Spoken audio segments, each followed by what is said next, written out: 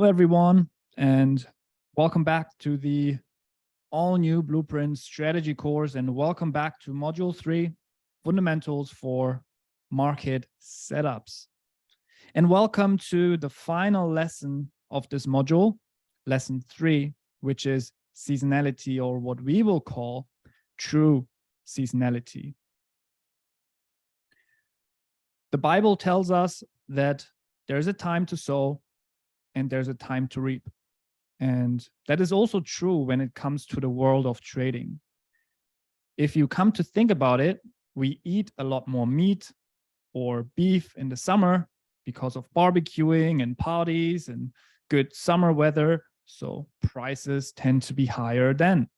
And of course, the classic example, heating oil tend to rally in the wintertime because we have cold weather.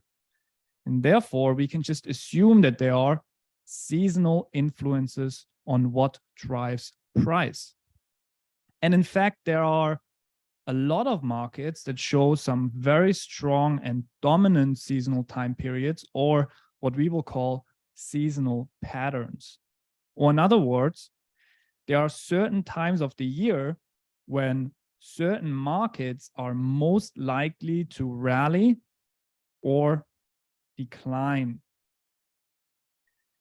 If you want a really thorough lesson on seasonality, then I'll show you where to catch up on that. Because what we are going to do today is we're going to go through our indicator, both the true seasonality and the radar screen. And I'll show you how to create a workspace to study seasonality. Now, on the OTC Futures course, within your classrooms, under Module 5 Expert, you'll find one lesson, Lesson 3 also, which is seasonality. And here you'll find a very comprehensive course on what seasonality is.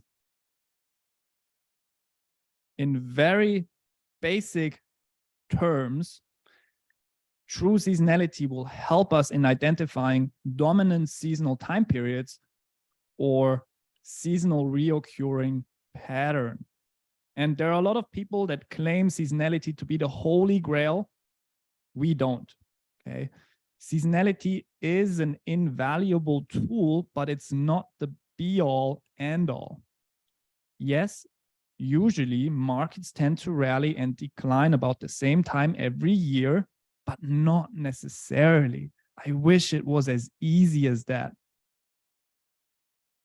Therefore, what we will find using our seasonality tool is that there are these seasonal patterns, and what we will use it mostly, we will use it as an additional layer to get a better understanding of the underlying fundamental condition of the market in terms of answering a very specific question. We're answering when we are supposed to buy or sell.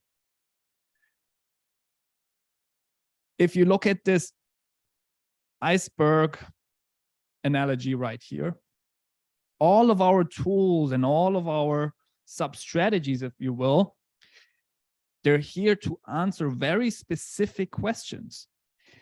They may be answering more than one question, but all of these tools are powerful at answering some questions better than others.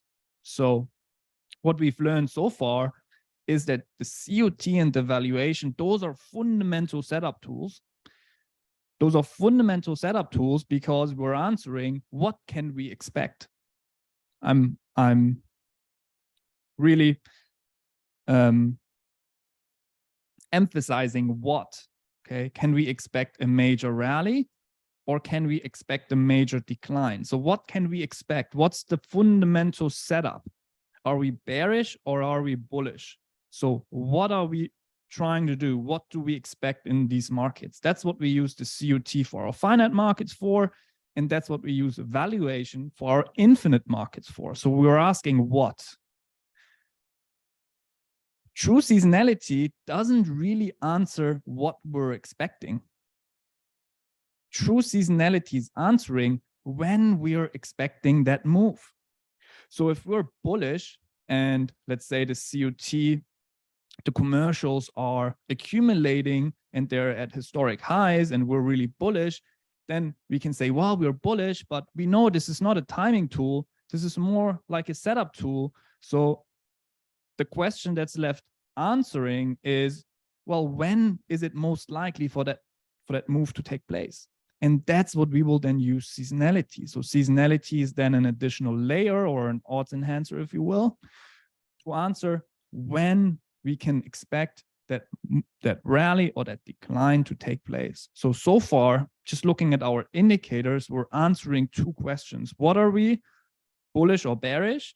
And when are we bullish or bearish? Ideally, those two are going to be aligned. Now, the question that's then left to answer after the what and the when is, at which price are we going to buy, right? And what's our risk to reward proposition? Well, where, in terms of price, are we going to buy? So we have a what, a when, and a where. The where, that's what we use our higher time frame technicals for, right? We use our supply and demand to answer where price is cheap, where price is expensive. And therefore, when price is cheap and the commercials are buying and we are seeing a true seasonal pattern approaching that's bullish, well, we've got the all stars aligned scenario and we are going to buy that specific demand zone with that fundamental setup and the fundamental odds enhancer of true seasonality. So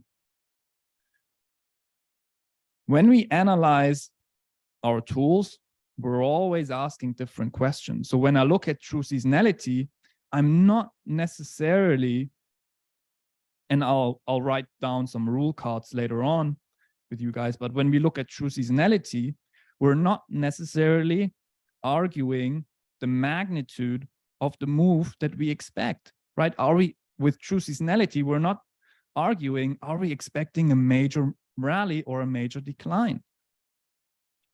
The magnitude of the move, we're arguing by looking at the COT or the valuation, depending on whether we look at finite or infinite markets. There we can see, hey, we're undervalued on Apple, we should buy. When's the best time to buy? Well, maybe January this year and then October and November again this year. Those are the best times to be a buyer. And so we align ourselves with the true seasonality. All right. So what we are going to cover today is we're going to cover a true seasonality and radar screen workspace. And I'm really going to show you how you can study this yourself. And then I'm also going to talk about the yearly roadmap, which is also a way of using seasonality. That's a yearly seasonality, very different to the Campus True seasonality or the seasonality radar screen. That's specific to stocks. So if we have time today, we can also talk a little bit about the yearly roadmap, which is then only applicable to stocks, while the true seasonality is really applicable to all of our markets. And that's why it's also such a powerful tool.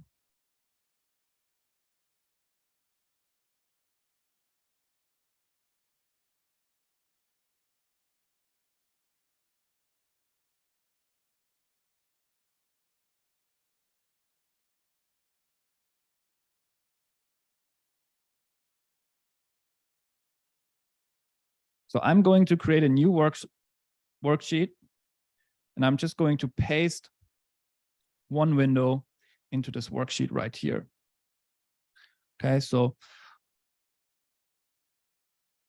what true seasonality is showing us the best opportunities that are coming up in the market. And therefore, we know in advance when these markets should rally and when these markets should decline. So why do we call it true seasonality?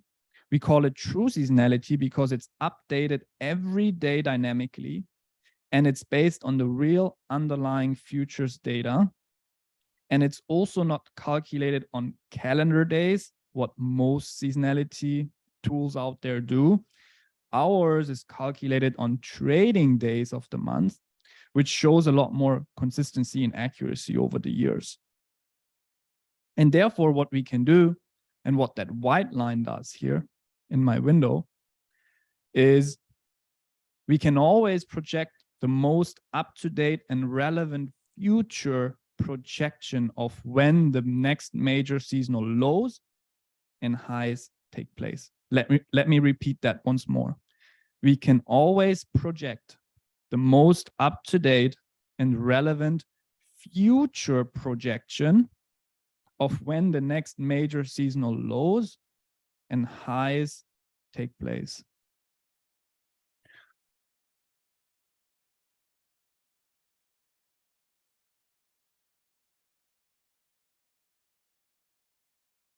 So let me remove everything on this window.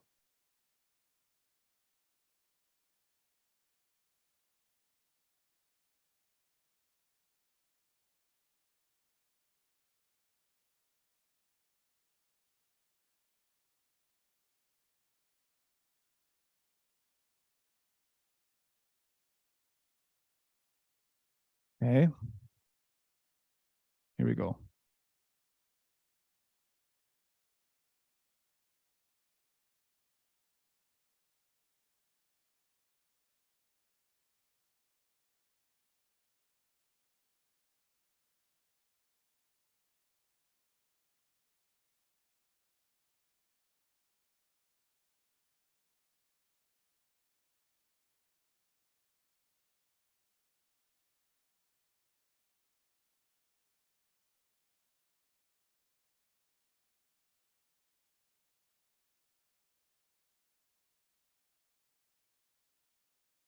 We can use seasonality on a daily as well as on a weekly time frame.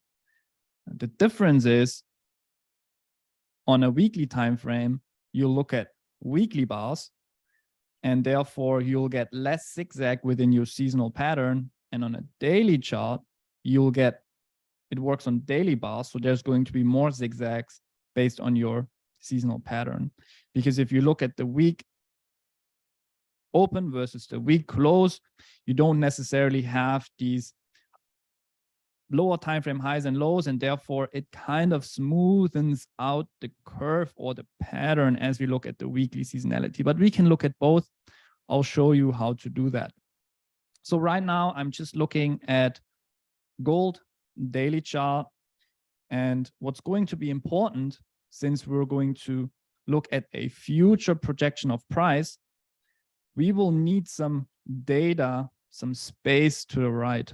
You can see right now down there on the X scale, on the date scale, you can see I'm roughly going to June. I may want to go further into the future. If I want to project more data into the future, and I can project up to a year into the future, then I also need to add more space to the right. Now I'll show you how to do that. If I'm going to double click on the black space here, then you can see space to the right, 25. So at the moment, I'm showing 25 daily bars to the right. I can go up to 150 bars to the right on a daily, which then you can see now we can see a lot more dates that are showing here as a reference into the future, which will then help our indicator to also plot the lines. What we'll also need is we need a lot of backdrop of data, because if the data is not loaded into the chart, we also have no way of measuring or calculating those averages. So what I need to make sure is that I go to time frame, customize, and that I have at least 25 years of backdrop of data loaded. This will allow the true seasonality to do its calculation, even if you look 15 years into the past. So I press OK. And now, after adding space to the right, to be able to plot the lines. And after making sure I have enough historic backdrop, I can now load in the true seasonality. So I'm going to go to studies, add study.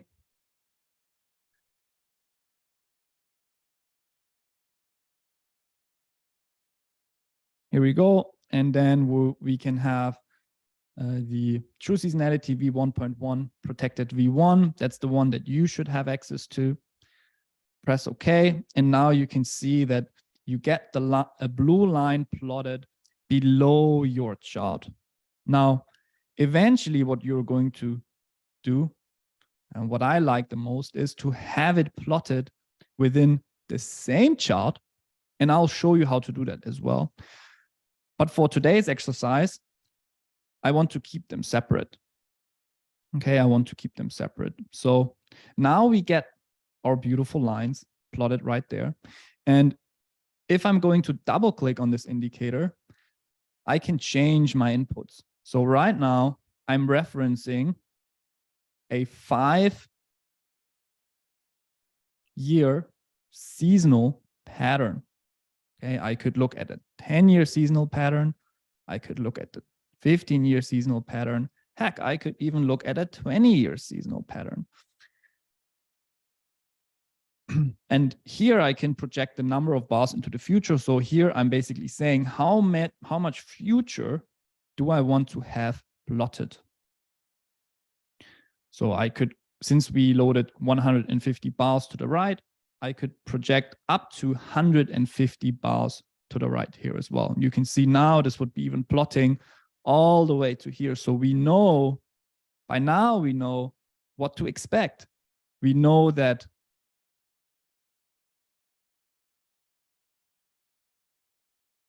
vertical line, show date.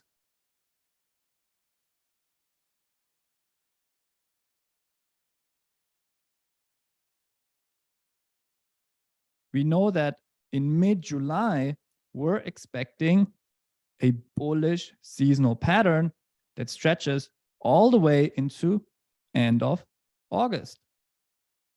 What do we know next? Well, next we know that from mid of August, we expect a seasonal decline all the way into September, October, after which maybe we get another rally, after which we maybe get another decline.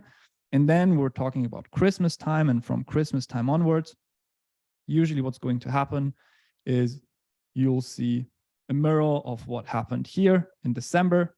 We get a major rally, and this is one of the seasonal patterns that we really want to talk about, because that is the seasonal pattern that's most accurate to any market that I know, that I have experienced. Okay, so this is something that we'll also write down eventually. But for gold specifically, the time from December stretching all the way into February and sometimes even longer, this is the most consistent seasonal time period of the year for any market that I'm aware of. Second best is the October-November rally for equity indices, also very powerful seasonal time period of the year for equity indices and stocks.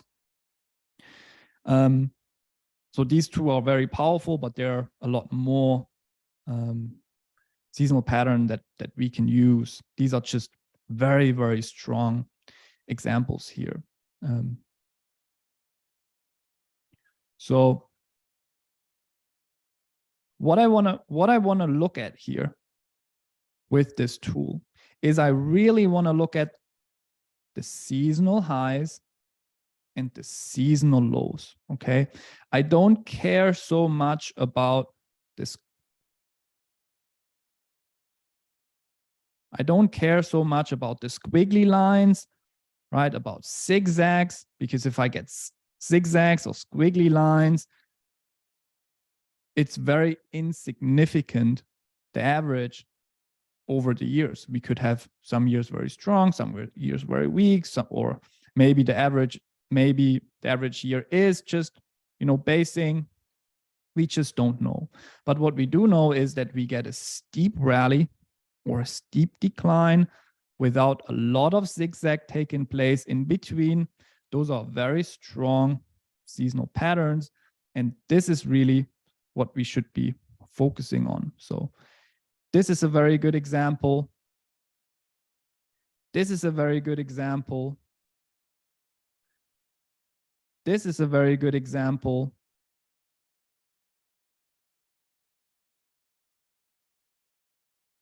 This is a very good example.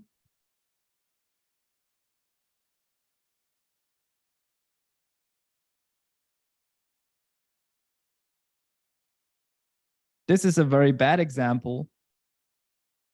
And this is a very bad example, right? So we will not find clear seasonal patterns for a certain market all year round, right?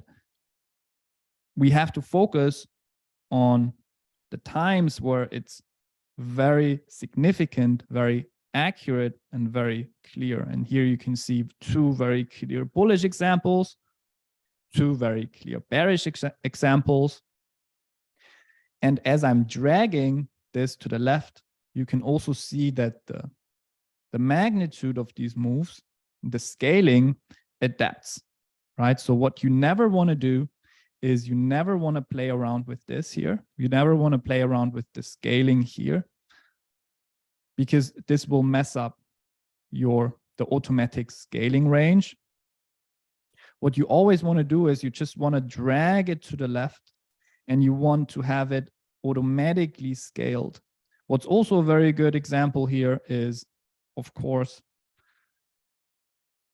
this time period is also very strong and dominant, significant, very good example of true seasonality. So we have now some very strong examples to the upside and some very strong examples to the downside, and then also some very weak examples. And I would even call this a very weak example, right? Everything kind of in between all this, these zigzag lines, they're rather weak examples of true seasonality.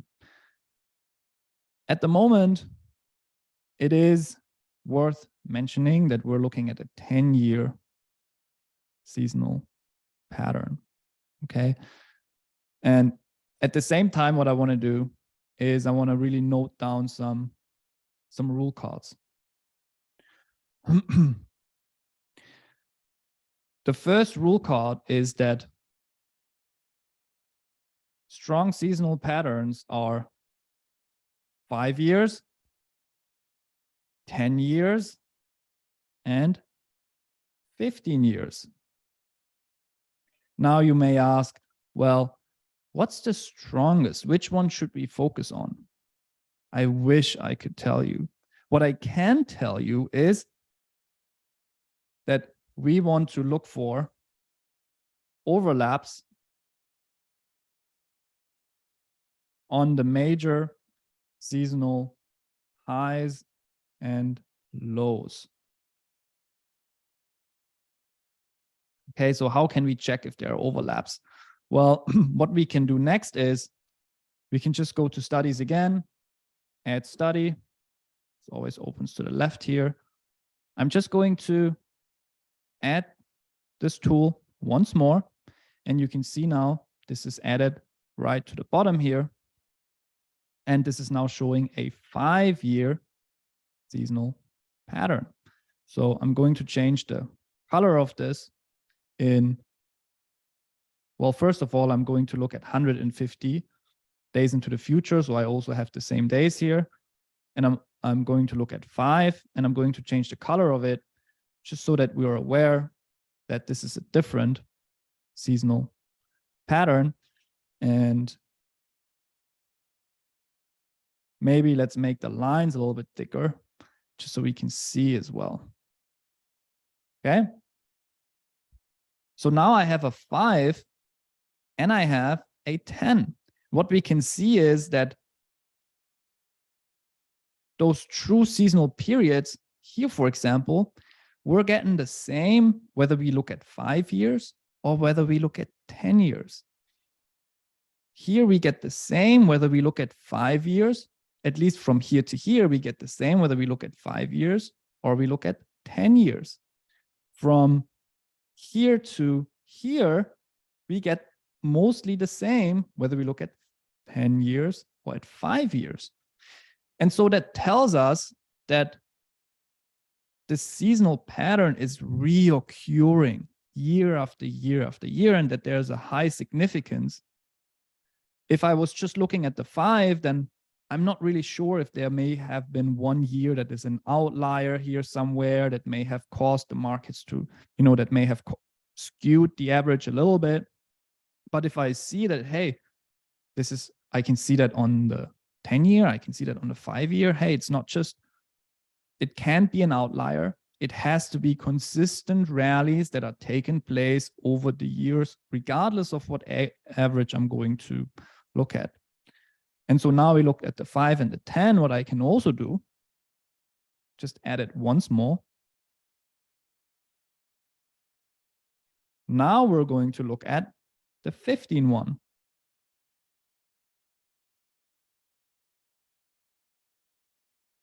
And what I'm going to do is, again, change the bars to the right, change the color, maybe to green, and just make the line a bit thicker. Here we go.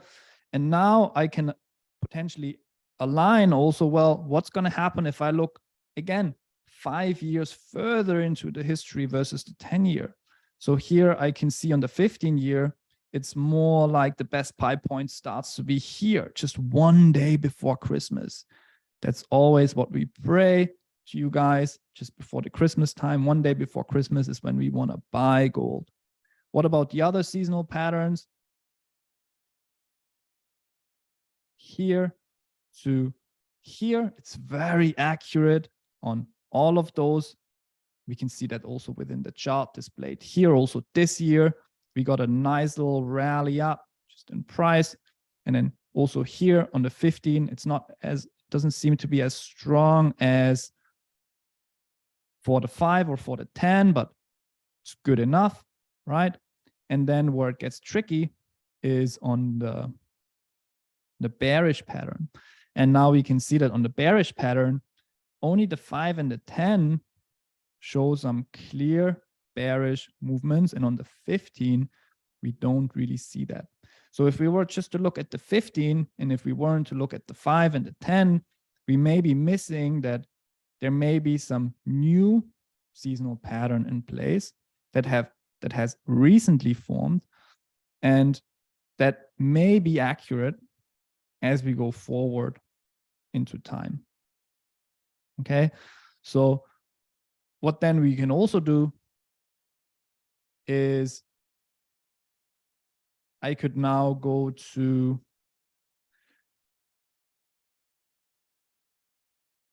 time frame customize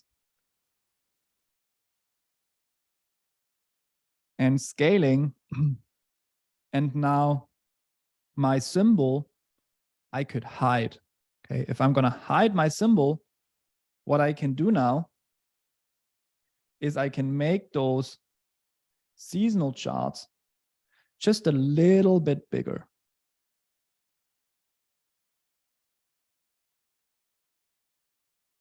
I'm going to remove those drawing objects just for now.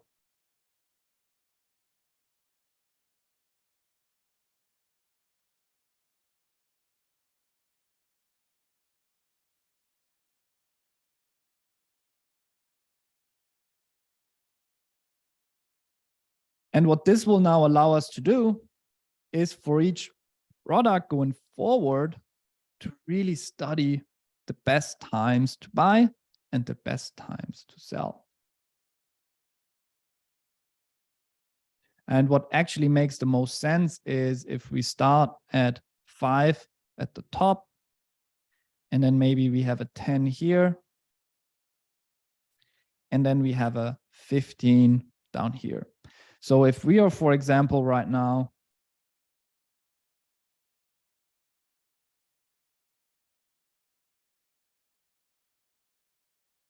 Bash, you're asking, what is the scaling I just did? The scaling in terms of just adding more space, in between the candles. So pressing up and down on the keyboard. You mean that?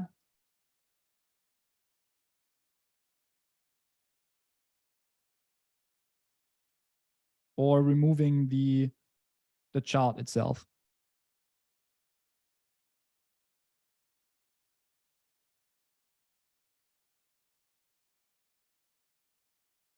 Okay.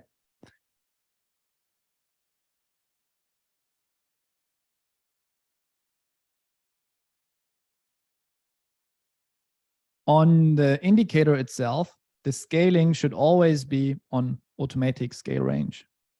It should always be on automatic. Never have it fixed, always have it on automatic. The minute you play with your price axis here, the minute you play with that, it messes up with the automatic scaling range. So if I'm now going to click on that again, you can see it's now moved to fixed. So you never want to play with the price axis. You always just want to press up or down and then move either the chart forth and back and let it auto scale. And what you may want to look at is half a year maybe of data, and then you'll get a very nice picture. So if we are in May at the moment, mid-May, now we could argue, well, what do we want to do? Maybe not so much, right? Maybe not so much. Well, is there a time that's approaching where we may want to do something? Well, just based on the true seasonals, I would argue that the best true seasonality that's approaching, the best pattern that's approaching where we have an overlap here, is the 18th of July. So on the 5-year, it would be the 14th of July. On the 10-year, it would be the 18th of July. If I put it on the 18th of July, I have a very accurate overlap on all of those seasonal patterns, and it stretches at least into August. So I have 2 to 3 weeks of beautiful holding, buying gold in this example. So I know that this right here is going to be a buy point for me. And this gives me a little bit of a roadmap in terms of, okay, when should I be buying if I become bullish in the precious metal market? And when should I be selling if I become bearish in the precious metal market? And that's roughly from the end of August. From this timestamp, from here onwards, I should be selling. So now I have a little bit of a roadmap, best time to buy, best time to sell, very significant periods of time on cross pattern, on cross yearly pattern. And so now it's important to note that what we mentioned before is that even though the magnitude may be big here, it may not necessarily play out that way. Okay. Again, we don't use true seasonality to argue magnitude. We just argue when potentially are better or the best times to be a buyer, and when are potentially better or best times to be a seller. Okay, this is what we're arguing. So that's very important to write down.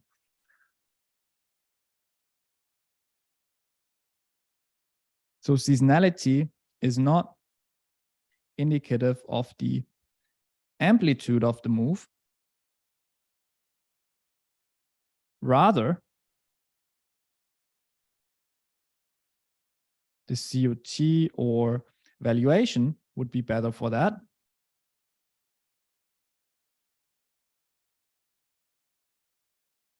And also,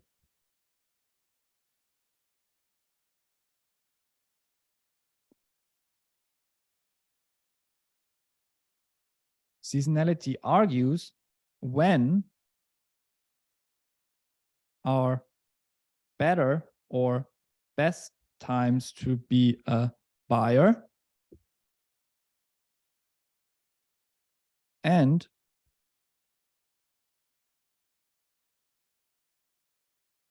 when are better or best times to be a seller. So we, within this analysis, found both. Okay, we found in gold the best times, the better or best times to be a buyer, and the better or best times to be a seller. Buyer right here, seller right there.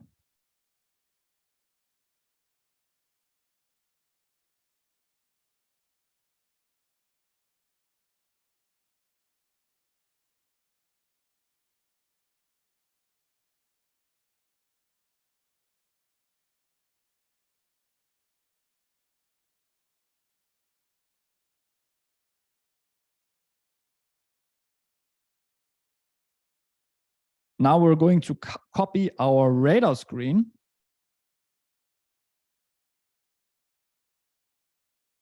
into the same window. Arrange all.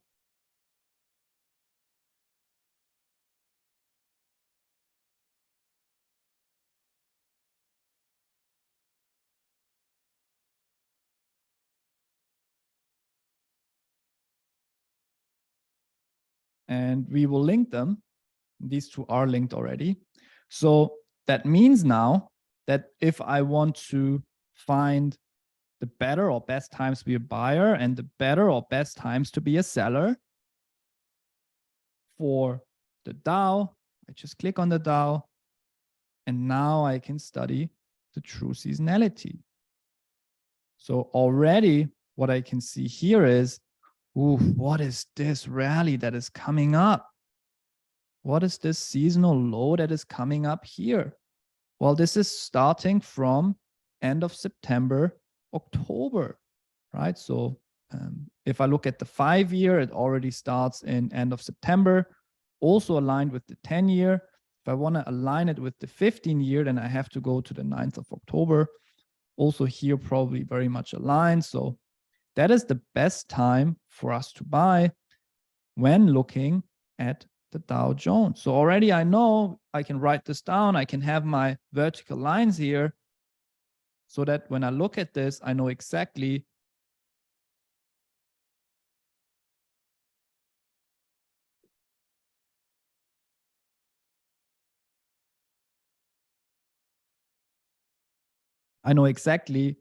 that on the 9th of October, in October, all the way to year end, you want to be buyers, right? It's the better or best times to buy the Dow Jones. We may be asking, well, what about wheat?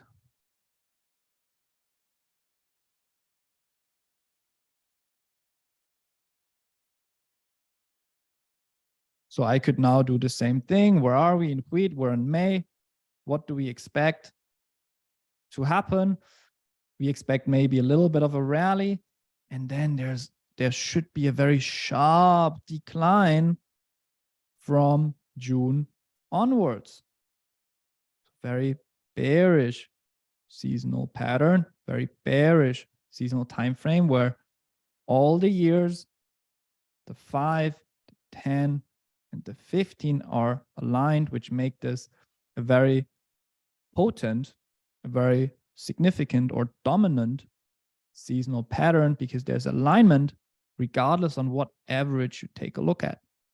And it also, I like it the most if also the 15-year one shows the same one because it means that this has been existing since forever. And very likely, there's a fundamental case to be made here that there's a seasonal pattern in place for a fundamental reason that we just don't know, because we don't know the ins and outs of what,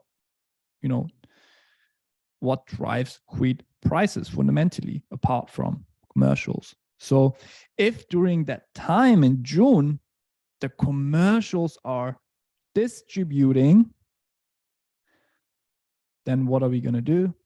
We're going to be big time sellers. Where are we going to sell? We're going to sell in supply.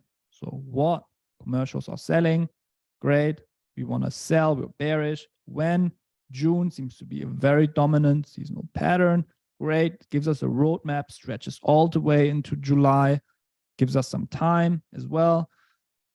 And then at last, where are we going to sell? Going to sell in supply.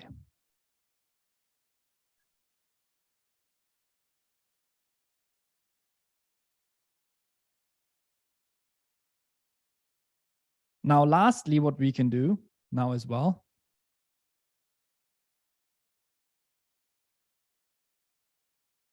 and maybe let me add a new page here. I'm going to call this radar screen. Okay, so there's going to be different ways on how we can also set up a radar screen now. And I'm going to show you what a radar screen really is.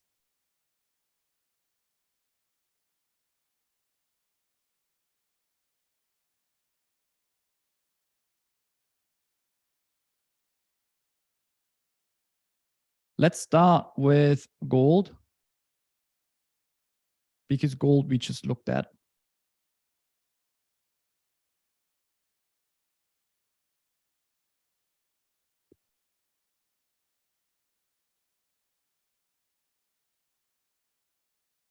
You want to right click on the studies,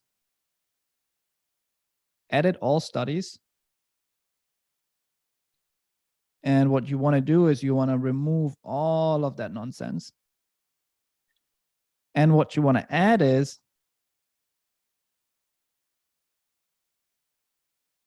you want to add the Campus True Seasonality Radar Screen, V1, right there.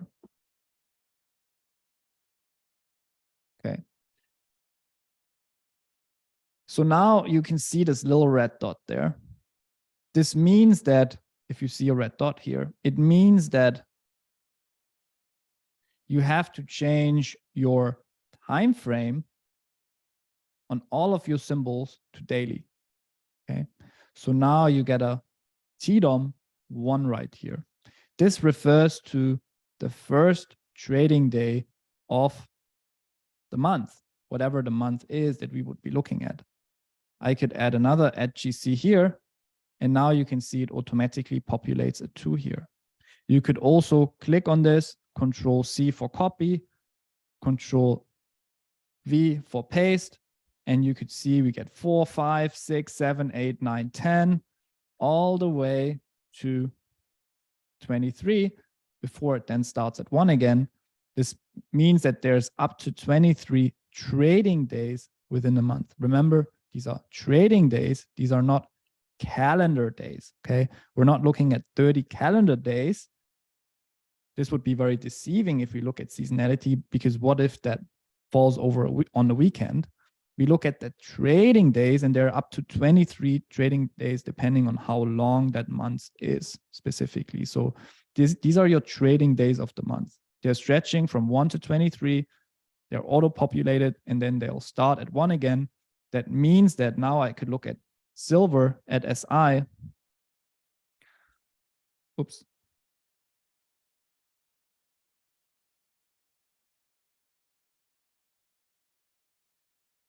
And I also get it populated for silver just below, right? And then I could look at palladium just below, and then I could look at copper just below. And so right now what I'm building is I'm building a radar screen for GC and silver.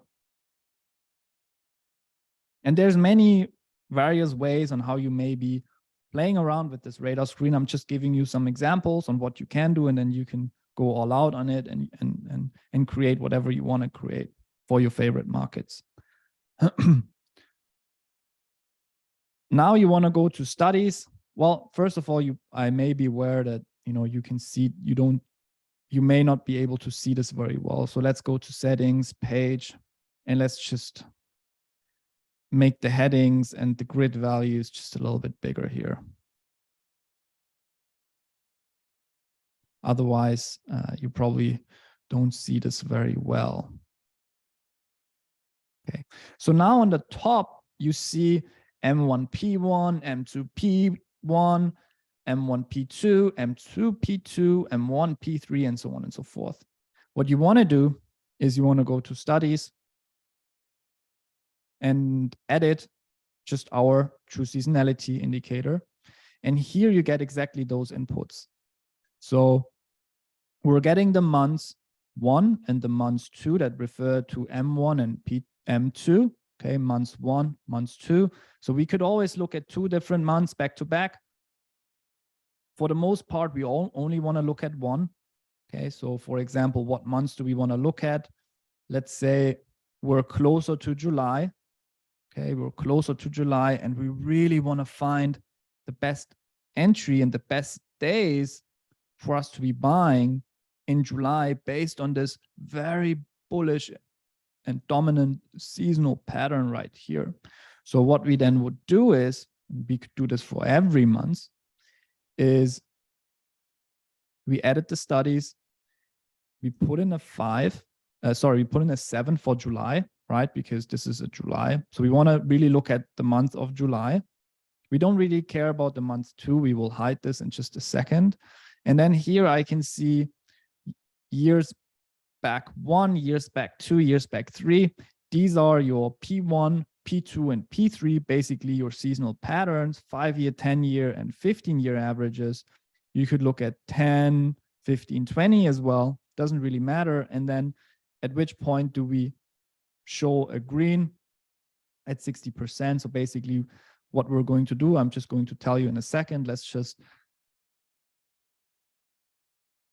fix this right here. And then we're going to hide all the P2. So we go to data, we go to studies, show and hide plots. All the M2s we're going to hide. Studies, show hide, all the M2s we're going to hide.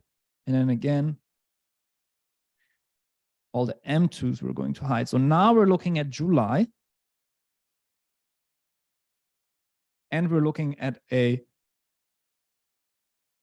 5-year, a 10-year, and a 15-year pattern.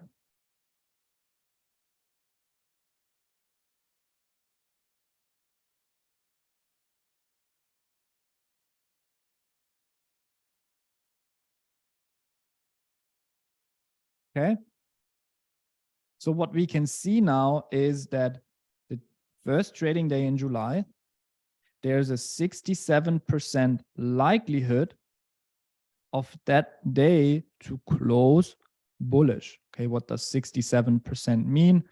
In this case, it means that 4 out of 5, or sometimes 4 out of 6, depending on how many years it fetches, can be different. Sometimes it fetches 1 more or one less. That's a problem due to the trading days. As we don't look at calendar days, we look at trading days. So sometimes it catches 1 year too many, or 1 year too less. And so sometimes, as you look at the percentages, you're like, okay, 62. If we look at a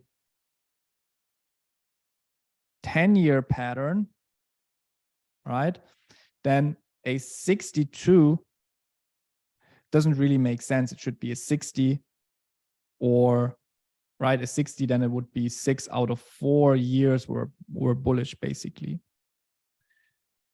And sometimes it fetches 1 year more or less basically, which then gives you odd percentages. But the point being here is that where you see green clusters, this is what you want to focus on. Okay, where you see green clusters, this is what you want to focus on. So let me just check something real quick here. If I fetch the right one.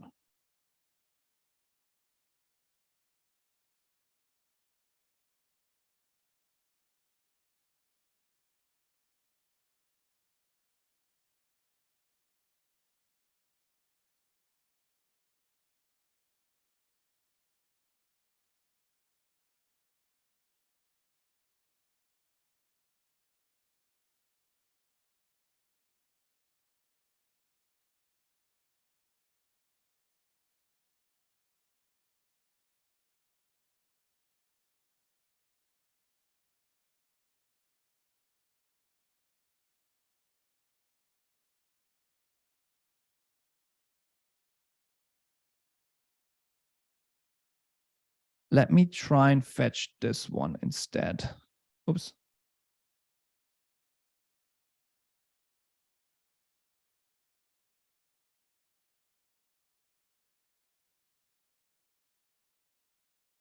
You definitely have the most up-to-date version. I'm just not sure if I have just loaded the most up-to-date version here. So let me just check. I have so many of them.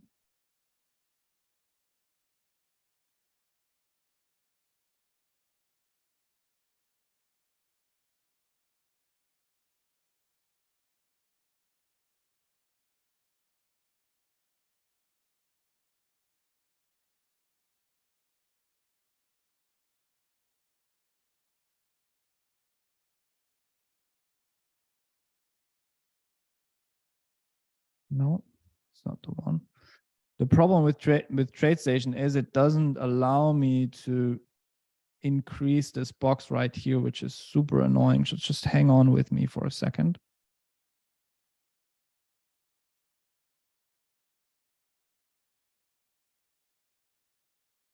Here we go. This is the most up-to-date version. So let me remove this. So you should see the same numbers as displayed here. So let's just quickly go through this again. We are hiding the M2s.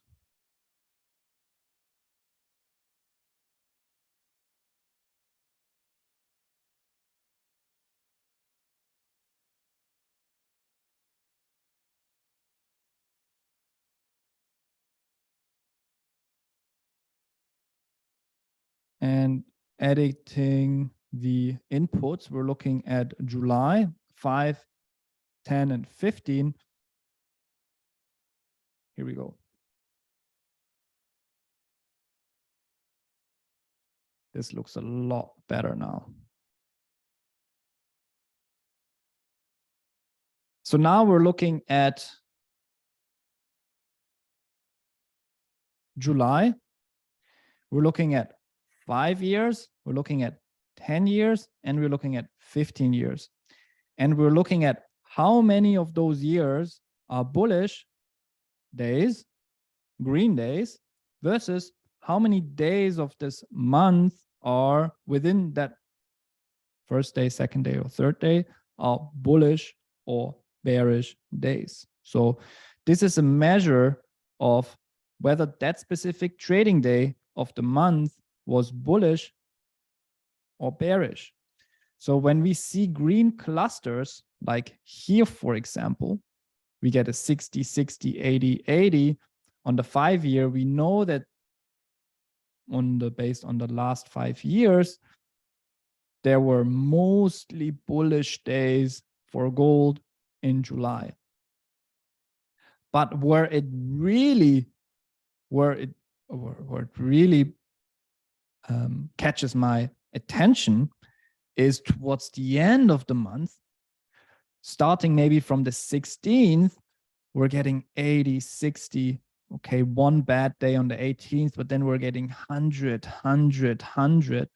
And also on the 10, it's pretty high. So towards the month end, it looks a lot better than in the beginning of the month. And so if we also go towards month end, then we also see from the 18th, this also makes sense, right? From here onwards on the 5, we're getting these very straight lines up. So that makes a lot of sense that also most of the days, if you were to look at the past 5 years, were in fact bullish. And if you looked at the past 3 trading days of the month, the last 3 trading days of the month in the last 5 years, you know, they were mostly green candles. So very good time to be a buyer in July. When would be the best time to buy? Maybe somewhere in the beginning of the month or somewhere towards the end of the month. Maybe not so much towards the middle of the month because there's not really a green cluster. The green cluster is either in the beginning or in the end of this month. And we also see for silver in the past 5 years, I was looking at silver here. For silver in the past 5 years,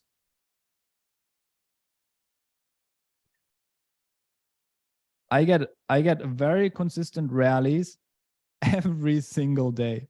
Okay, so the July is very good.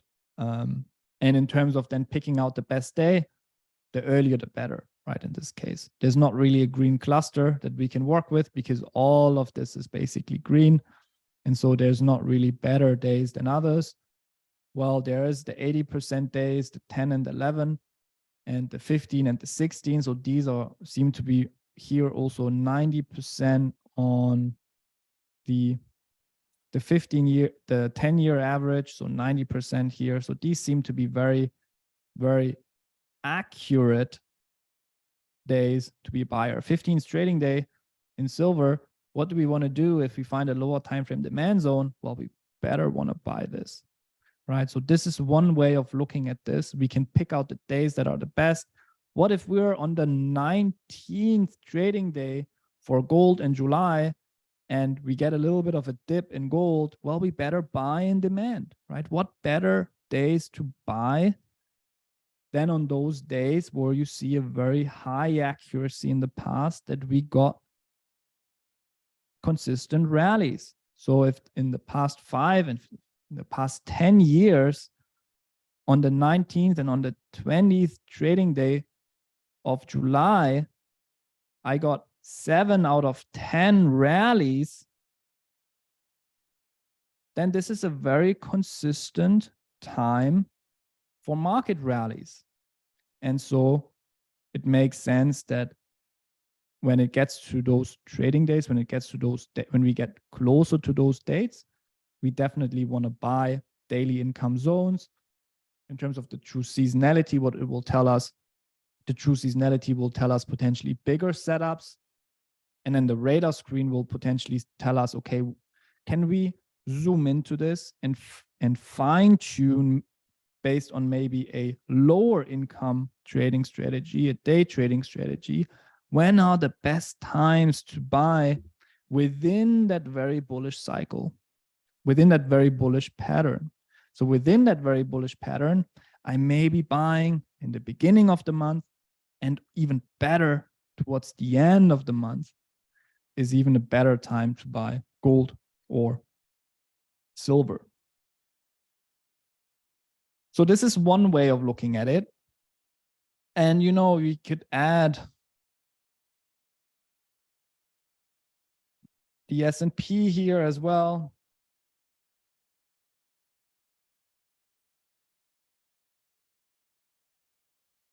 And really that list could be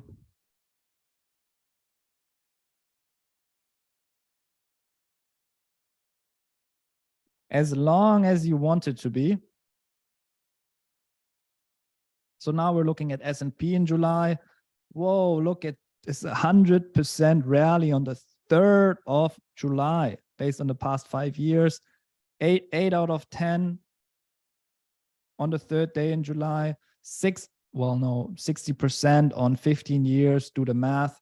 Not so great on the past 15 years, but very accurate on the 10 and the 5. So very good time to be a buyer here in the beginning of July. Very, very bullish. Let's see if seasonality will display the same. Let's go to July,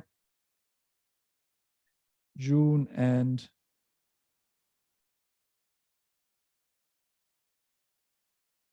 July right here. Yes, look at this. Beginning of July right there, end of June, and then we're in July. Very consistent market rallies. And of course, we get those green, beautiful clusters. So we better be buying the S&P in July. So we're now obviously looking in July. We don't really care about July right now. I'm just trying to make a point on how to study this. But what you would do is right now we are in May. So you would look at May, and or if you are prepping for the next month, you would look at June, right? And then you would just change your M1 to June.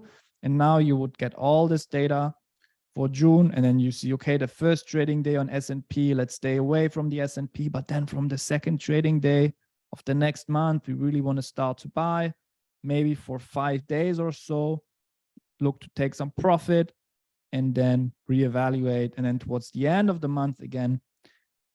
And that's very powerful. Towards the end of the month in June, we get a very high accuracy again. And we just saw that in the beginning of July, we get a high accuracy. So maybe we shouldn't position ourselves in the beginning of July. Maybe we should position ourselves towards the end of June. And to do all of this, there's even going to be a more powerful tool, which is the trade optimizer, which we'll only introduce later on in this course. But this is a zoomed in version of the true seasonality, which is based on days, weeks, months. And here we can really see the big picture. And within that big picture, we can then zoom in and look at each trading day and the percentage of that trading day to be bullish or bearish, to then potentially also fine tune the trading days, look for a better when, and look and introduce this to our daily income, or even what Toby is doing for Forex, which is a hyper trading income strategy, where if you have 100% day on the last day of June, then if you want to buy a 5-minute zone, then you better buy it on the 22nd trading day of June, right? You wouldn't buy that on the 14th trading day of June, where you get consistent red candles here. Rather, what you would do, you would look to sell, right? Or on the 7th trading day of June, rather what you would do, you would look to sell. But you would buy on the 2nd, you would buy on the 3rd, and ideally you would buy on the 2nd and hold on for a few days, because this is a green cluster. Again, most powerful are the green clusters. When you see the green clusters, that's really when you want to pay attention to this radar screen right here. So Bash, you're asking, why are you stopping at 23 days? Well, how many trading days are there per month? If a calendar day has 30 days, or maybe 31, and then you take away the weekends, right? Then you end up at maximum 23. It's not possible for a month to have more than 23 trading days. Actually, most have a lot less. So for example, on gold in June, I believe we're looking at now, there's no 23rd trading day, right? So it will show NA. And also here it will show NA. Yeah, it will be max 23. And then if there's no data to be fetched, it will just also spit out NA. So that will depend on the month itself. So what you're doing, basically, you would be counting the candles, right? You would be counting the candles. So this is one way of looking at the radar screen.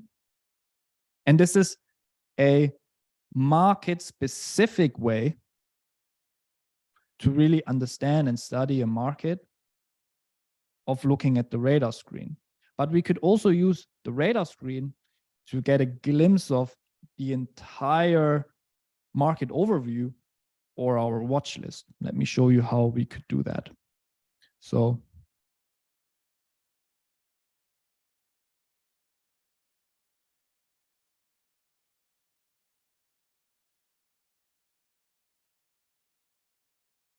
let's add a new blank.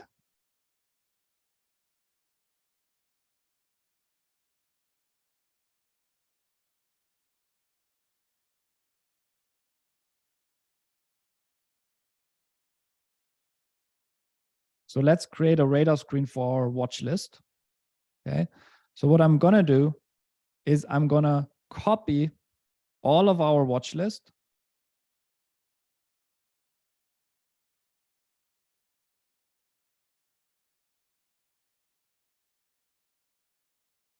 And let me just quickly make this bigger again.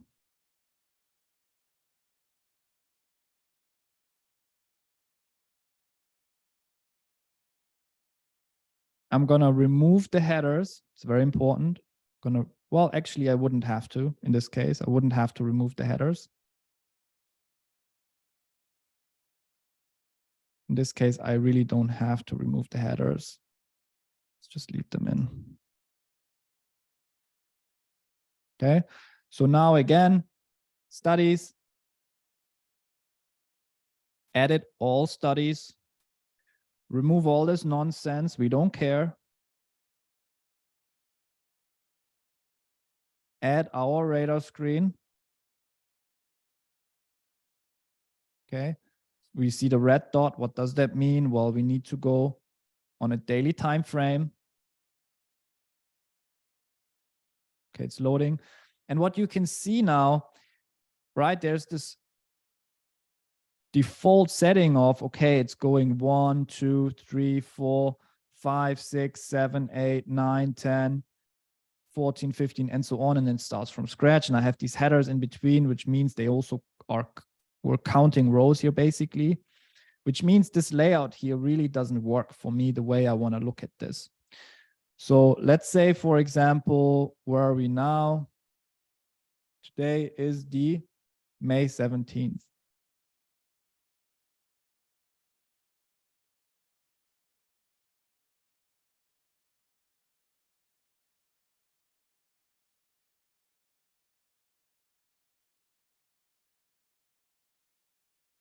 So the May 17th,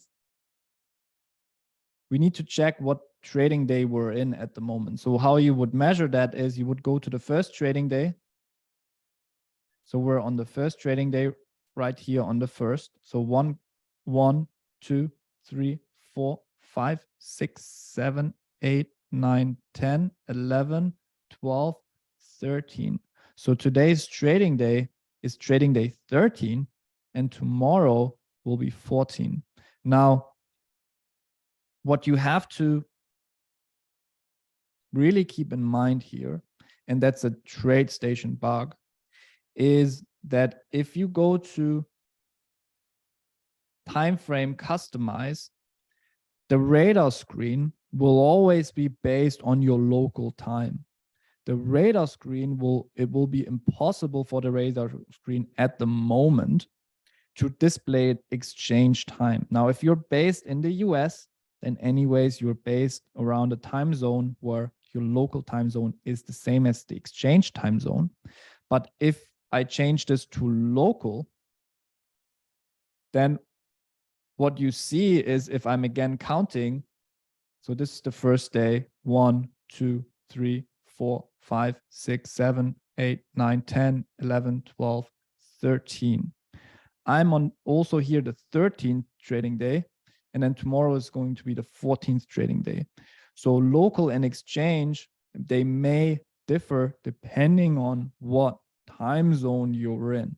Okay, so if you're in Germany or if you're in Australia or you're in Singapore, if you're back testing the results you're getting here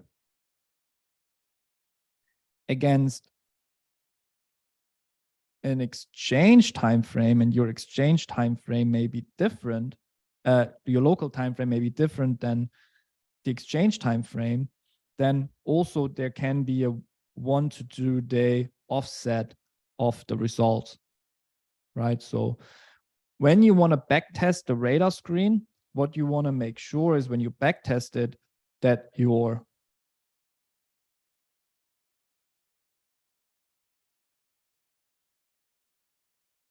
under time frame customize that you're on local time, okay, for backtesting. So if you for example get 100% accuracy on any of the days, and you're like, hey, let me see if this really is the case, and you're looking at all these days in the past, then you want to look at a local time. And then also that means that my radar screen may display slightly different values than yours, just because the local time, the candles may be looking slightly different, but overall the green clusters, they should be very, very similar. And so hopefully we can have one common denominator in the future. And we mentioned this to TradeStation, that we have to have the option here on the radar screen to display in exchange time as well, not just in local time. But until that's fixed, just notice and note down that it's always here based on local time, while within the charts, you have the option to choose exchange and or local. And usually we operate on exchange time, not on local time. Okay, so now what you want to do is, again, quickly get rid of the M2s. We really don't need them. There's a time and a place where we may want to look at those, but for the beginning, just to make it simple and to make your eyes get used to all this data, just remove them and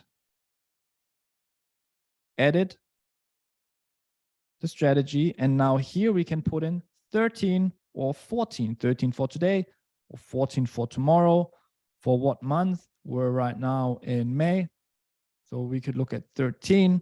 And so for today, we would see the best probabilities on the day that we may want to pay attention to. Okay, seems like there's not so much. Maybe Euro GBP is quite good based on the last 5 years, but then 10 and 15 aren't that good. So seems like it's very mixed today. Not a whole lot of opportunities here in terms of day trading. Also, I'm on the sidelines today, no new trades. And here you see also potentially why. So every day, or you don't check the day off, you check the next day. So then if you want to check the next day, you just put a 14 here. So now you have the data for tomorrow, what to expect for all the products. You can see the TDM is always put on 14, while here it goes down the list and you see all the trading days for a month. So basically you see the entire month. And here you see just one trading day for 1 month for all the products, which give you just a one glimpse. Okay, do I have to focus on something today? Do I have some greens here? Do I have 100% here? Maybe Amazon is interesting, right? And so if Amazon is interesting, then, oh shit, okay, it's already rallied away. It's gapped up today. Okay, yeah, makes sense that it's rallying today, even though we're supposedly so high up, right? Even though we're supposedly so high up, this is already rallying today, tomorrow, because of these very high percentages. Well, it's been consistent rallies in the past. So very likely also this year around, we're going to get at least one bullish day here in and around those days, right? And so this also, when I look at Amazon and the daily, we gapped up and it looks like this continues to be bullish, even though we're very, very high up in the chart here. So very good example on on Amazon that we just spotted just now, just maybe a little bit too late.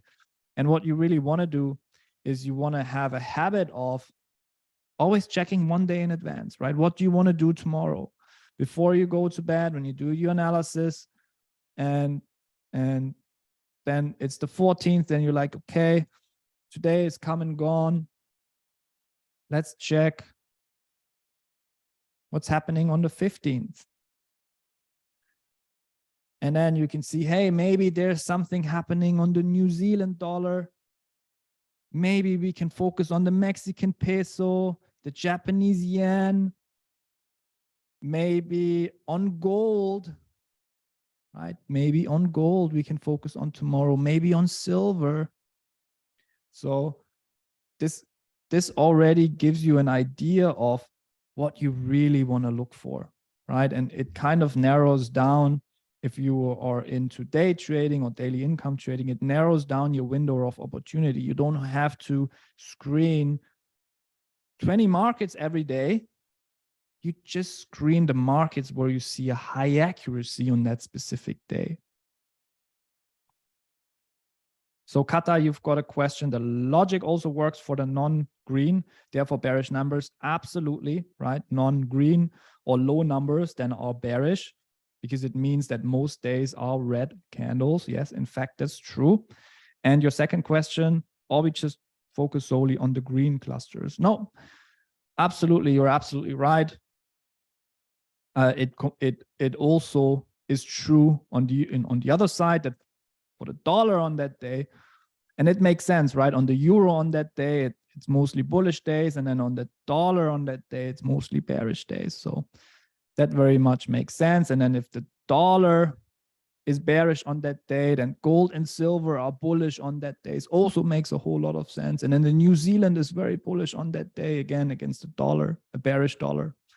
So those numbers, they have to make sense as well, right? And like you said, Kata, if it's a low number, it just means that there are more red candles than green candles.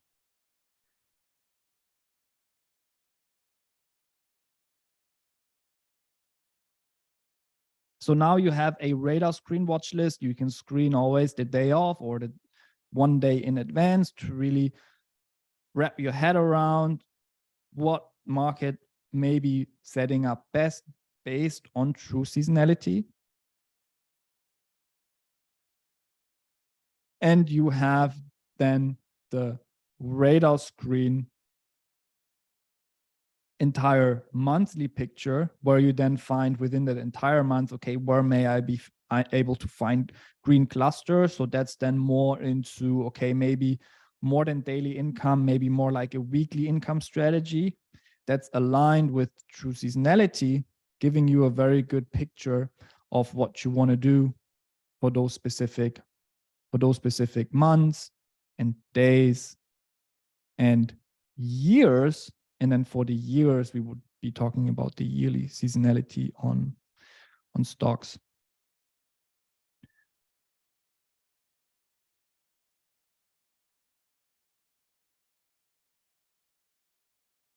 What you eventually want as well is you want the true seasonality to be displayed in your window right here. And so you can see, you can also have this part of your daily. And so how you basically can do that, let's do that on the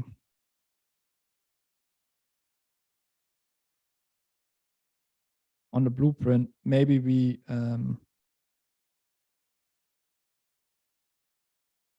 just copy any window here, paste it.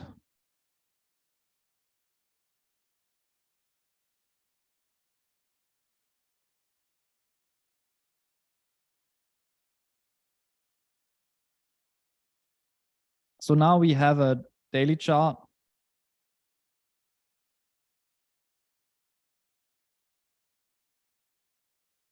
And now I want to add the seasonality again.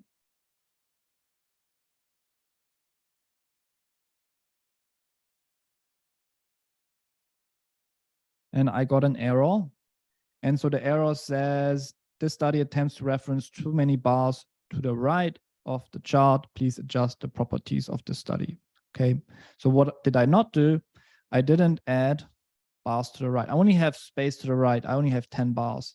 I want to display, I need a lots of space to the right, right? So I need maybe 150 bars. And now let's try and add that study again.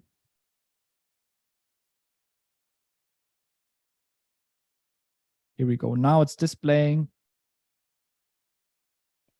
And in that case, what I really only need is, I may only need 50 days, or 25 days may even be enough if I look at it within the same daily graph, right? Because I only want to see, okay, what's happening in the immediate future. And then I could say, well, maybe have a 10 as default here on this one and change it to white. So it's aligned to our 10 here. So I know, okay, white represents 10.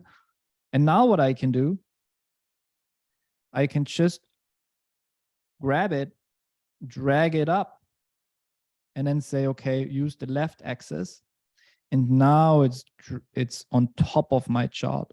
So now I have a little bit of a better view in terms of maybe shorter term rallies or shorter term declines here that I may have to be aware of when looking at that market.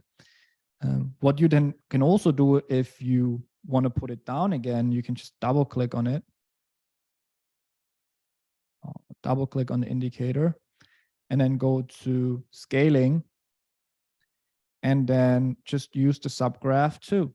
And you will see it comes down again, drag it back up, left axis, here we go, double click, go back down again to 2. And what I've actually done is I've created a shortcut for studies, enable and disable studies, right? So I just do Control A and I can add and remove the study. And so that allows me to look at it on the same window as I look at it here. And then if I'd looked at it and I'm like, okay, I want to be bearish, I want to short, but now I don't want to look at the lines anymore. I can just press Control A, remove it, put in my supply zones here.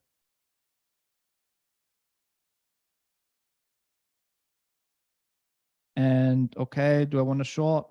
This is the other one. Do I want to short here? Yes, I do. True seasonals may be a little bit bearish here. And yes, perfect. Okay, remove it again. So how can you do that?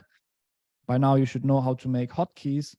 So in terms of hotkeys, you can also create hotkeys for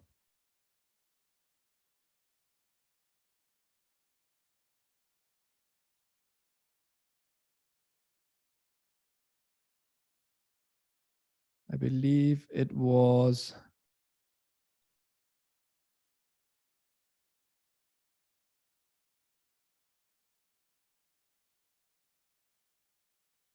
here. Customize, enable, disable studies.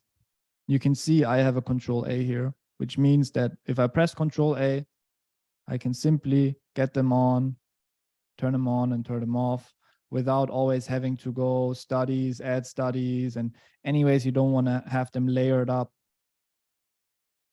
in your edit studies group here. You don't want to have lots of the same layered up here. It just means that there's always constantly something loading and it makes your computer slower. So you just want to have your one loaded here, and you want to be able to turn them off and on by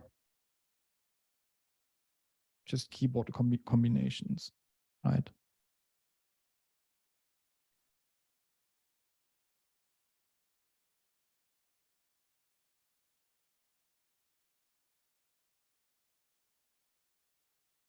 So now the interesting thing about seasonality is that oftentimes we can see that price tracks true seasonality very accurately. And oftentimes price is doing something completely different than what you would expect from the true seasonality, right? So the true seasonality is not the be all end all. Like here, for example, the rally already starting in October all the way up. And here from October all the way down, the true seasonals were pointing down, but price goes up. So what we have to understand is, well, what is happening in October, so end of September, what is happening in end of September that is overruling the true seasonality? Because that's really important for us to recognize that true seasonality is not, we cannot follow this like, we cannot follow this blindly. We cannot blindfold ourselves and say, well, just because that's the seasonality, I can follow this and make money all the time, right? I wish it was as easy as this. There are fundamental drivers in this market that overrule true seasonality, and that is immensely important for you to note down here. To understand what's happening in the end of September for gold, well, gold is a finite market. What fundamental tool is most important to finite markets? The COT. Who within the COT? The commercials. So let's look at the commercials towards end of September.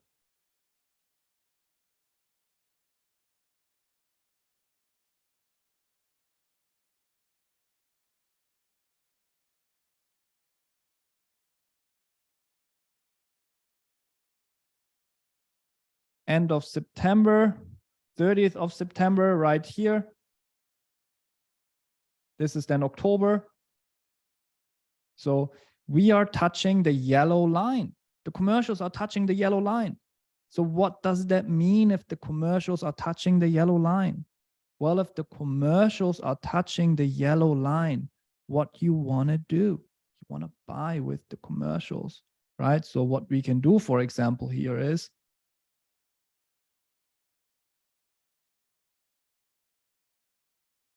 let's do an experiment and just drive this home.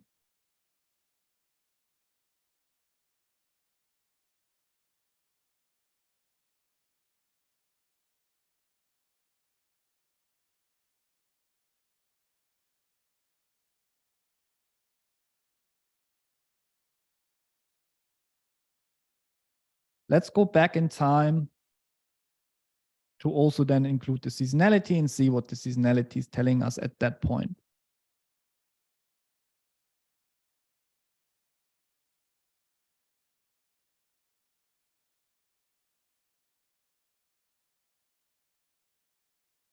Last year, October. Okay.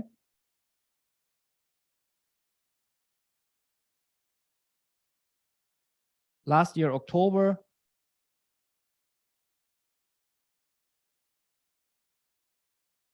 We are here. The commercials are bullish. The retailers are bearish. This is our fundamental setup. Okay. What do we want to do? We want to buy. Okay. We want to be bullish. We're expecting a major rally to happen, right? Without knowing that this rally is going to come, eventually we know that it's going to come. Well, when is it most likely to come? We would have to look at true seasonality. Now I'm going to show true seasonality on a weekly chart now, because that's also something that we can do.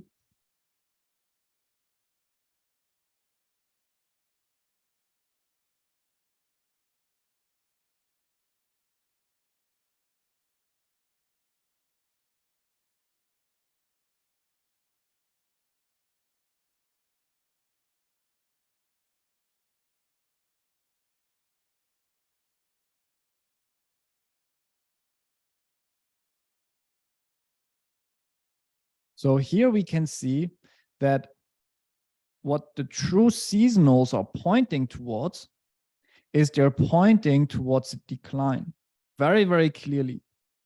And maybe I'm showing too many bars to the right here. That's not necessary. 50 weeks is probably enough. Oops.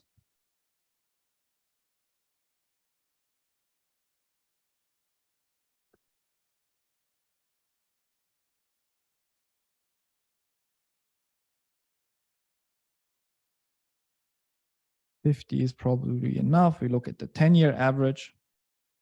Okay. So now I'm looking at the 10-year average. If I'm just looking at true seasonality, then I would say, well, I would be expecting a decline here. But are we really expecting a decline? No, we're not. We would rather expect a rally. When are we most likely to expect that rally? In December. Okay, in December, with the COT being bullish, this is an all stars aligned scenario. It's very clear that we want to buy gold during that time. Let's put them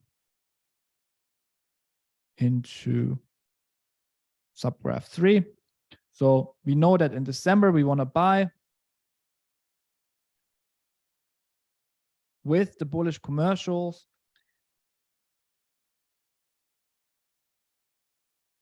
However, the commercials have already turned super bullish here, right? The commercials have already turned super bullish here. However, the true seasonality would tell us the average usually is down. This is the first demand area, rally-based rally, just on the weekly, right? So what do we want to do? We're expecting a major rally. We want to buy. Where do we buy? In demand and with a seasonal low, ideally. And so in this case, if I now go forward a few days,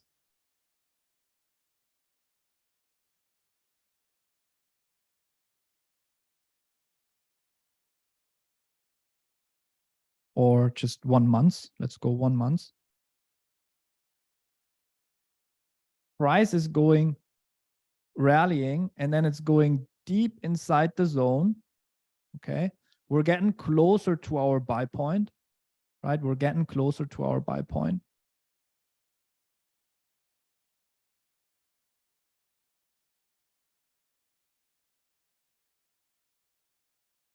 Let's add another month. Now a month has passed, and price is doing what price is supposed to do, right? It's reacting from weekly demand after the commercials have accumulated a heck of a lot. And then we're getting the first rally, even though we're not quite at the seasonal low.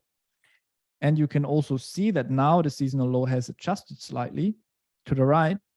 But now what we want to do is we just want to buy new demand areas, right? If we get the chance to, of course. It may be at this stage we will not get those pullbacks anymore, right? Now that the true seasonality is in full effect, if we're holding on to a trade, we want to hold on to a trade for longer, right? Because this is the true seasonality that we look forward to every year, one day before Christmas, or sometimes already earlier if the commercials are buying earlier.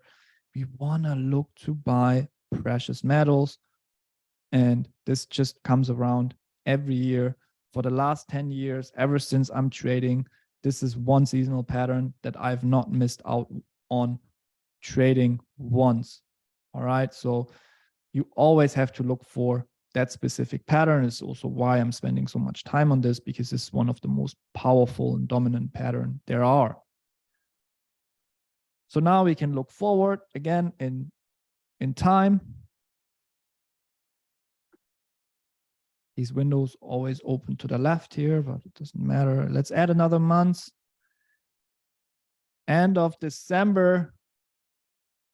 And here we go. We just rally away. And are we done rallying yet? Most likely not. The true seasonals are still stretching for a bit longer, but For sure, what's been created again is new demand. And if price gets into new demand, of course, you want to be buyers at this stage. Customize. Let's go 2 months into the future. 1, 2, end of February. Here we go. Price goes all the way up, rallies all the way up, and then from where it eventually declines. So from this bullish commercial setup, we created a multi-week rally that really was set into motion, not exactly at the true seasonal low, but in and around the true seasonal low. And even though the seasonal pattern was bearish, price still made a turn. Okay, so that's very important. What overrules true seasonality are the commercials and are your fundamental setup tools for the markets that you trade. That overrules the true seasonality. And ideally, you will get the somewhat alignment that in and around the fundamental market setup, you are trading and positioning yourself with dominant seasonal patterns that have a very high accuracy of consistent market rallies or market declines in the past. And so if you look at this time, for example, from December to February, and you go back now into the chart and you're going to say, well, from December to February, what you will find is that most years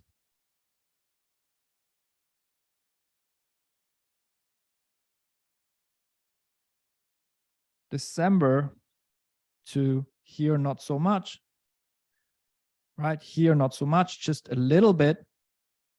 And then we really got a big decline after.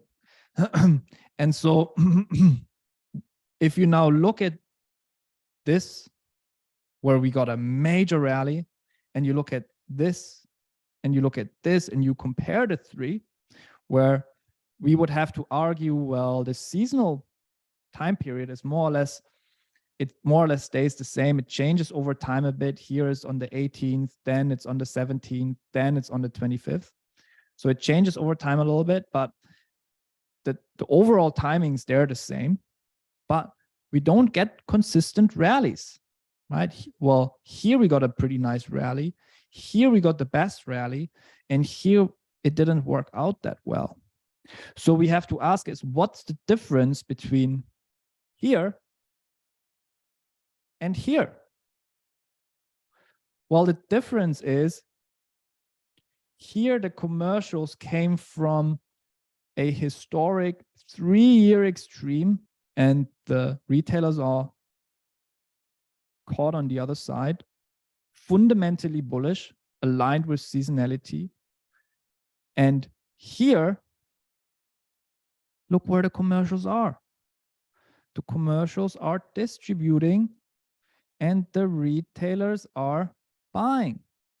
So what overrules even the strongest dominant seasonal patterns are the commercials, the COT. So the COT is the king in the world of fundamentals. Okay, it has to be that way.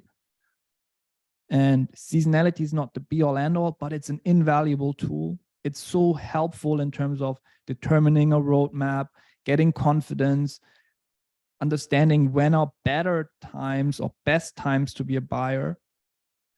And you can also see that just because there's a seasonal low doesn't mean that there has to be a low within the chart. In this case, there's none, right? Just because we get a low here doesn't mean we're going to get a low here. Remember what we wrote down? We wrote down, it just tells us the best times to be a buyer. It doesn't tell us this is the best low, and it doesn't tell us this is a higher low or a lower low. It doesn't tell us anything about lows or highs. All it tells us is it's the best or better times to be a buyer. It's the best or better times to be a seller. Doesn't matter if market had already rallied before. Quite the contrary. Write this down. If we, prior to seasonal lows and seasonal highs, if prior to that, the market already takes off in the right direction, then that's an additional odds enhancer, because it means this year around, they are front running the true seasonality for whatever reason. In this case, it was the bullish commercial setup in line with the weekly demand. They're front running the bullish seasonal pattern, which means that in this year, that seasonal pattern is very likely going to work out. And then in that year, we just had the fundamental setup wasn't very good. So yes, maybe we got 1, 2, 3 weeks of rally, but then we just got a decline because the commercials were also selling. And then in that year, when did the market really take off? The market really took off from here to here. And so what's interesting about that timestamp is that here was the time where the commercials became bullish only, right? Only here. And only then, even though we're already towards the end of this seemingly bullish seasonal pattern, right? And yes, from here to here, market kind of rallied, but more like sideways. Here, it only happened towards the end, because here only the commercials became bullish towards the end. So again, it's the alignment, and it's the COT that's king, and then it's the alignment that will make your good trades. And it's very different questions that we're answering here, we're answering here, and we're answering here. Here we're saying, what are we looking for? Are we looking to buy, or are we looking to sell? Okay, we're looking to buy. True seasonality is up. It's in and around that time that usually we see consistent market rallies in. So we want to buy, and then we buy, right? And here we could have said, well, let's buy earlier already. But if we don't want to buy earlier, let's at least try to buy here to make use of that that bullish seasonal time period. And then back here, I remember this time as well, this didn't work out so well. It worked out for a little bit, but this didn't work out as well. And then during those times, we have to ask, well, should we buy it? Well, we can buy it, but maybe let's be a little bit more aggressive with trade management, or let's take quicker profits rather than trying to hold it for a big run up, which for sure, if the commercial's on the right side, then you can hold it for a big run up. You can be a bit more relaxed. While if the commercial's on the other side, you're like, okay, let's buy this, but hey, let's take some quicker profits in the process.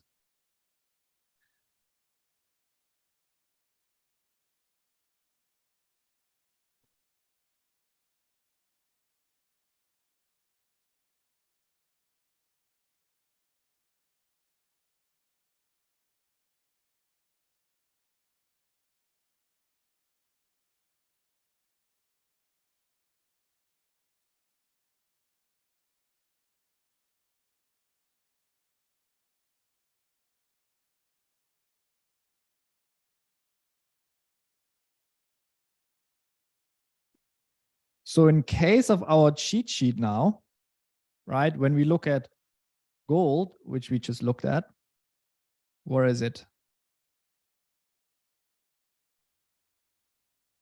Have we never looked at gold here before? I can't believe it. Okay, gold.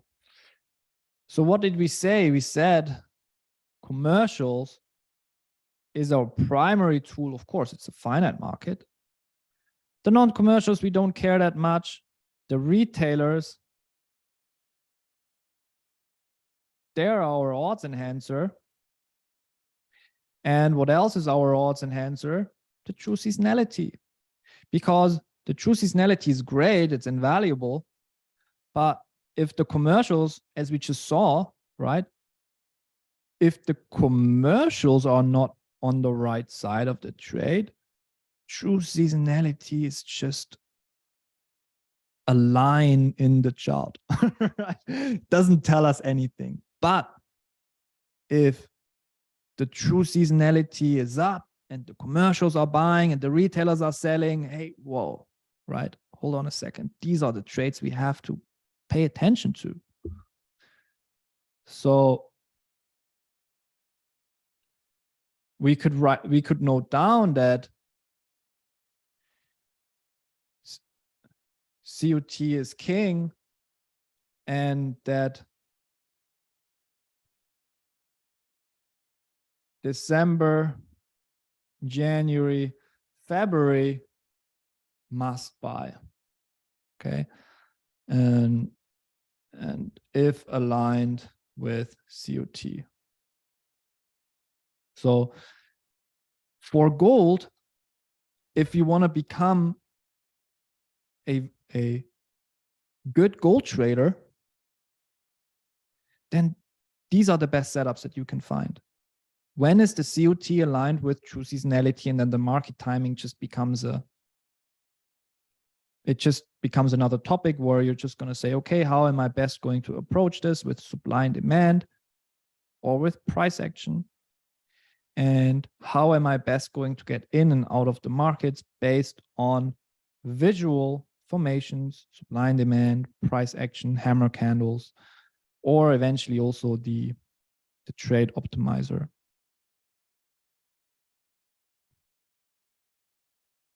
Just hold on for 1 second.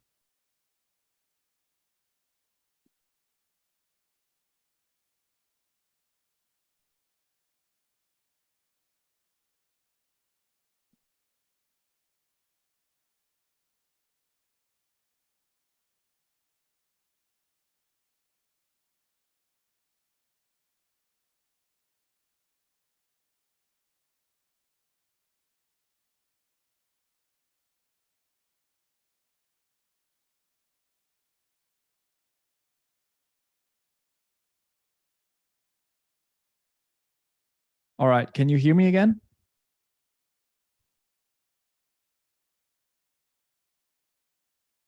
Perfect. So we did a very quick analysis for gold, and in the future, hopefully we will have time to do a more accurate, a more comprehensive analysis for all of our markets eventually, right? But for gold, what we now saw is that, man, this is the time to buy. COT is king, and we align it. We time the markets with supply and demand, and those are the best tools to use when trading gold, right? And in fact, this is what I do every year, right? And already I'm looking forward to the December time, because we just get consistent market rallies most of the time. And then you just pray that the commercials are also aligned during that time. And then it's a buy, lean back. And we may be wrong with the market timing ones, right? How we approach it.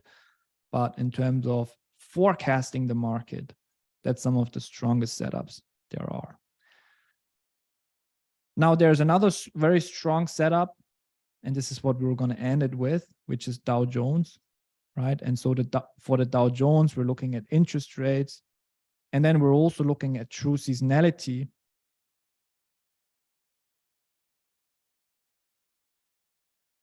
Where is it here? We're also looking at true seasonality as an odds enhancer. And so what the most accurate times to be a buyer are for the Dow Jones, we looked at this as well before, right? So if I'm going to go to the Dow Jones,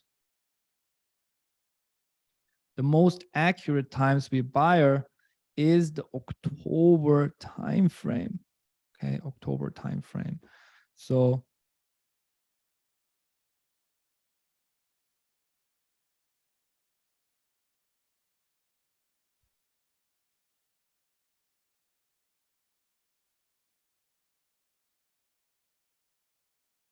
So if you're going to go to the Dow and then you're like, hey, let's check the Octobers, see how they're holding up.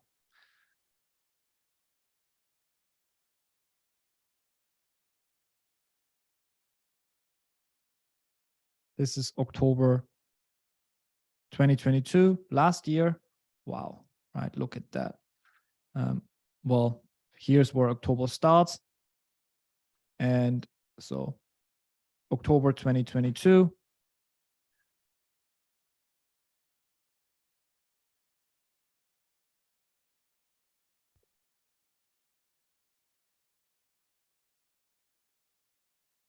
Let's see if October 2022.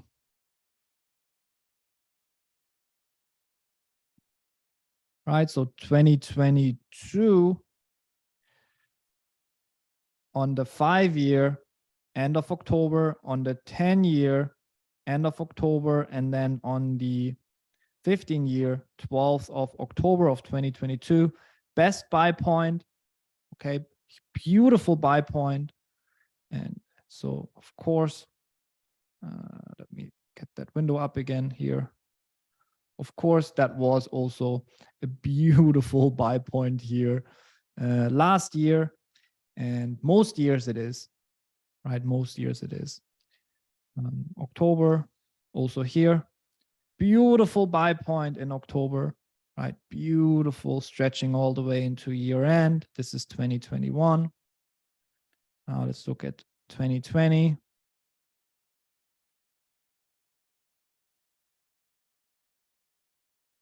November, September, end of September, October, then November here was the best buy point. And so you can see that this is in and around October here as well. October for the Dow Jones and for the equity indices in general are just beautiful times to buy. And then, of course, if you can align that with undervalued, and I can already tell you we were undervalued during those times, but of course, I'm going to add our Campus valuation here now.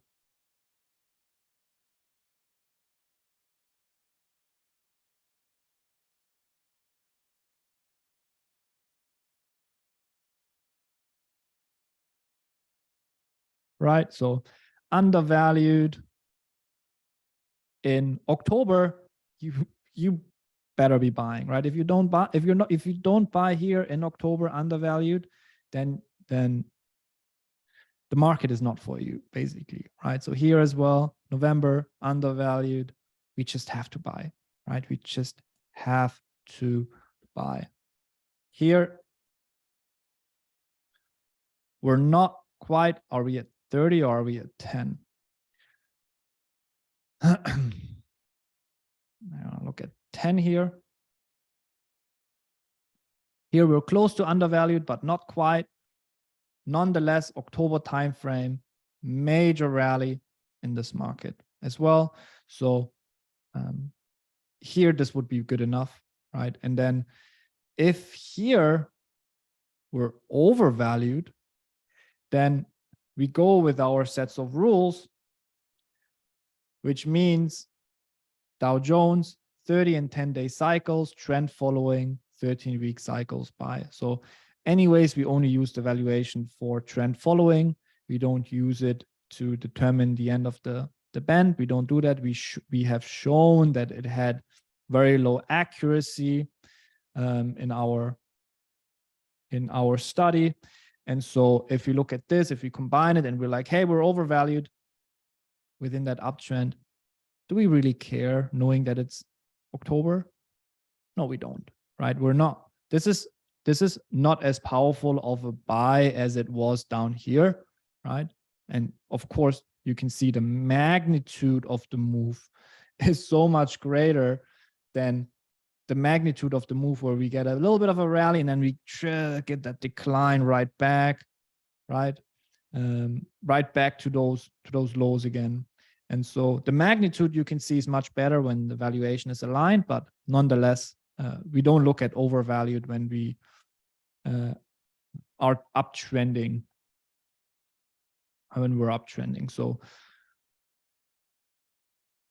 eventually it comes down to aligning, right? Aligning our indicators, and not just understanding, but also aligning our indicators and answering the questions that they're meant to answer, right?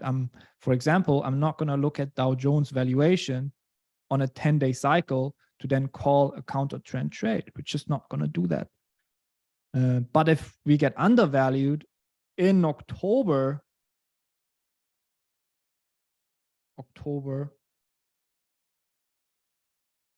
November, December, best, must buy, right? And then if we're aligned with undervalued, even better. If not, okay, we know maybe slightly more aggressive trade, but nonetheless, during that time, if in an uptrend, we should be buying. And since we're talking about stocks, we're going to end on this. Since we're talking about stocks, what overrules the true seasonality is going to be the yearly roadmap. And the yearly roadmap is something that you will find only within the stock investor course. And within that, you always find yearly roadmaps where we forecast equity indices and stocks once a year in the beginning of the year. So this was done in January, where we forecasted the market for the entire year, and where we basically said, what are the best times to be a buyer? What are the best times to be a seller? And then towards the end, I think you get a summary. Yeah, here. Towards the end, you get a summary. So in the beginning, blow up rally, right? This is based on yearly seasonality, so slightly different than the true seasonality, because it's based on the decennial pattern that Edgar Lawrence Smith wrote about already in the 1930s, and on election patterns. So this year is the pre-election cycle, and usually during pre-election cycles, markets just tend to blow off from the beginning of the year. So looking at true seasonality, you would have not caught that blow up rally. No way. But this kind of overrules that. And then are we really getting a pullback here? No, we don't, right? So we continue. This continues to go up, up, up. The next best buy point is 1st of June to mid-July. Then maybe we get a little bit of a decline, but then we're straight back to buying from 20th of August to 20th of September. Then maybe a little bit of decline. And then here, this year, expect a low on the 23rd of November only. So again, October, November timeframe, in and around that, for setup for stock market rallies, and that's based on the pre-election cycle. So the yearly roadmaps for stocks play a very important role, because we don't just look at the true seasonal pattern, we look at the decennial pattern, and we look at the election patterns as well, which really play a role. And you can see this year what happened in the stocks, what happened in Apple, what happened with Amazon, what happened with Google. They just blew up from January onwards, right? We just have to look at those charts. They just absolutely blew up out of proportion. And you're like, hey, what happened this year, right? You look at Apple, and this is 2023, right? This is the beginning of 2023, and you're like, hey, what the heck happened, right? And then you go back to what we said in the beginning of the year, which is A, are we expecting a recession? And B, what's the yearly roadmap look like? Well, based on the decennial and based on the election cycle, which is the pre-election cycle, the most bullish time of the year is the beginning of the year, January, February, March, April. So there's not much more evidence to the importance of the yearly roadmap than what I just could show you. But if you don't understand what the decennial is, what the election cycles are, what you really have to do is refresh yourself or watch the stocks course, because there it's all explained. OTC Stock Investor. Watch all those courses here. They're very quick. And then watch the yearly roadmap at last. And then every year we do this yearly roadmap. We also did one for 2022 as well. And so what we have to then write down for these is, hey, yearly roadmap is important. And then if I think we looked at Apple once here as well, right? For Apple here, the yearly roadmap here is really important, right? I have even put a 1 here. It's that important. So yearly roadmap. And that makes sense, right? I mean, if you're predicting that the market is going to go up from January onwards, and you ask yourself about, well, what does the market in terms of the equity indices consist of in terms of their highest market weight? Well, they consist of Apple mostly. And so if Apple rallies, the market rallies. If Apple doesn't rally, the market doesn't rally. So if the roadmap says from January be bullish, then Apple has to be bullish from January onwards, because if Apple is not going to rally, the market is not going to rally. Okay, it's as simple as that. And so, you know, Apple, Google, all of those will play a role there, as well as you look at Amazon and you look at January, and you can do this yourself as well. January, this is the 1st of January, yearly roadmap, buy. And so, yes, of course, right, there's going to be pullbacks here as well, but it tells you to buy. It tells you what the roadmap is. It doesn't tell you where to buy, right? So then you're going to look at demand, supply and demand, to really answer that question, where to buy. All right. So I really like this lesson because it means we're setting ourselves up to really have these great conversations about markets that we love to trade.